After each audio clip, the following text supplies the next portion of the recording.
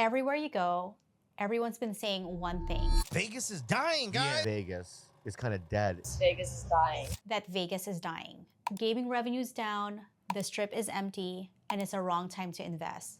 But how true is that? As someone whose business heavily relies on Vegas tourism, let me give you my personal insight on what's really happening to the Las Vegas Strip.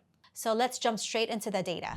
Each year, the Las Vegas Convention and Visitors Authority posts a year-end summary for key tourism metrics in Las Vegas. According to them, tourist numbers were down 6.5% in May 2025 compared to May 2024, which marks 5 consecutive months where tourism was less this year than last year. Occupancy rates on the Strip also dropped 3.2% in May. So yes, tourism is down right now in Vegas by a couple 100,000 tourists.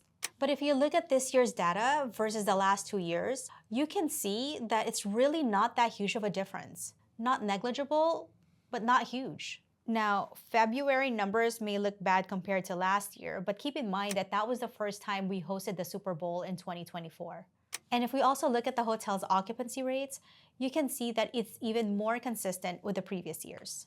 So when you zoom out on a data like this, does it really seem like it's dying to you? This is a normal market downturn. Cycles like this are normal in any market. There is no market graph that goes up constantly. I mean, look at the last 5 years of S&P 500. Even that declines all the time. But I can tell you, no one's gonna tell you that that's a bad investment. What matters most is that it recovers and that it trends upwards overall. What I'm trying to illustrate here is analyzing statistics will only get you so far. It's important to remember that information comes in layers. You can only understand so much unless you experience it yourself. So here's my personal experience. Of my 9 high-rise units, I've owned 6 of them since January 2024. And if we compare their performance from this year to last year, it's practically the same. Apart from February, which again is because we hosted the Super Bowl for the first time. But look, I did just fine. I made $222,000 in 2024 and $218,000 in 2025.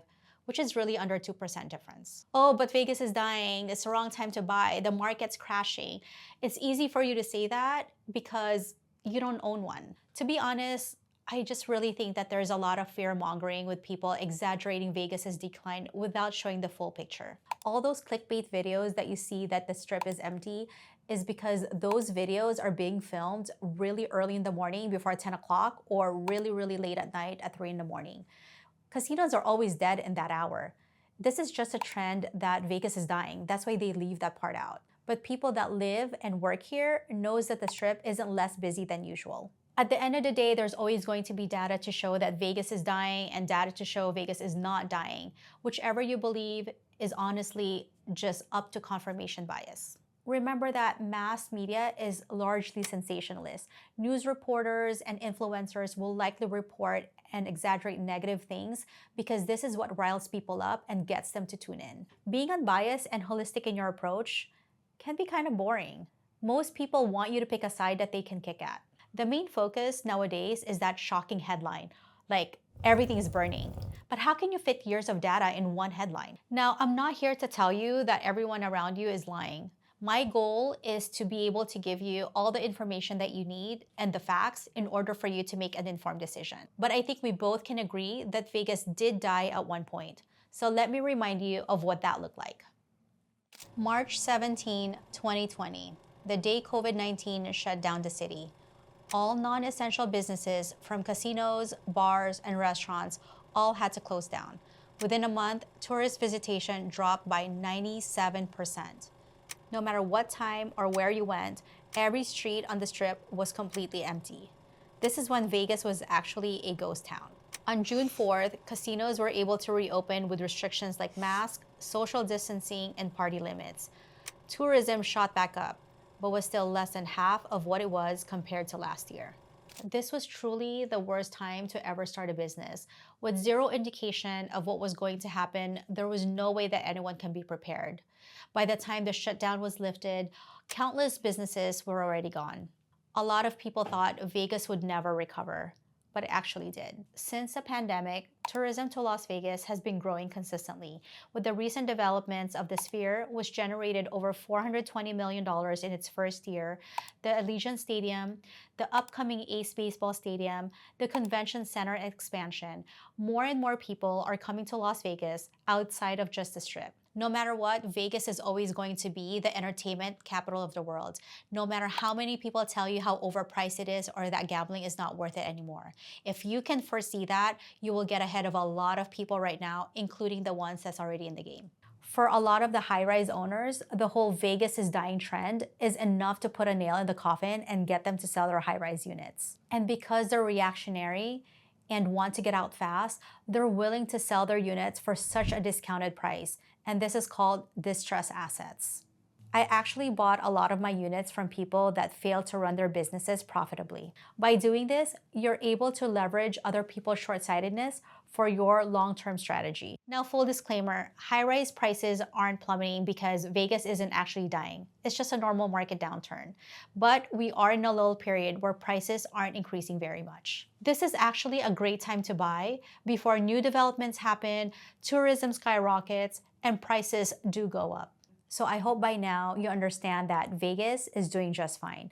I've shown you tourism data, hotel occupancy rates, my personal high-rise revenue, and it's not crashing like everyone says it is. And honestly, I think a lot of people that are afraid to invest in today's market because of all the headlines and all the clickbait videos that they see online are affected by a different issue. And that issue is mindset. Succeeding in business, number one, requires a good understanding of the risk and rewards. A great concept to illustrate this is the red ocean versus the blue ocean. A red ocean is an existing market with tons of competition, which are the sharks, eating up all the demand, the fish. Whereas the blue ocean is a new market that has no competition with unknown, untapped amount of demand. Everybody wants the blue ocean. They want to be the Amazon, the ChatGPT, the Netflix, but in reality, most people are not going to act until the ocean turns red. Why? Because it's scary. It's unproven, it's unknown. Imagine a vast blue ocean for a second. It's empty, there's no direction.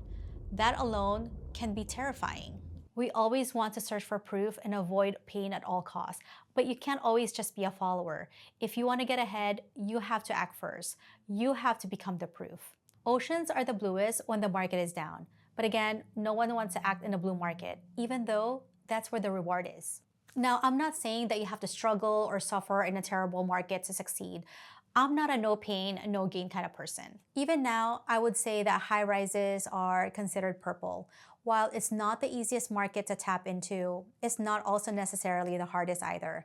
I just want to emphasize how timing and strategic risk-taking can create a huge advantage. So for example, let's just say Vegas is booming right now.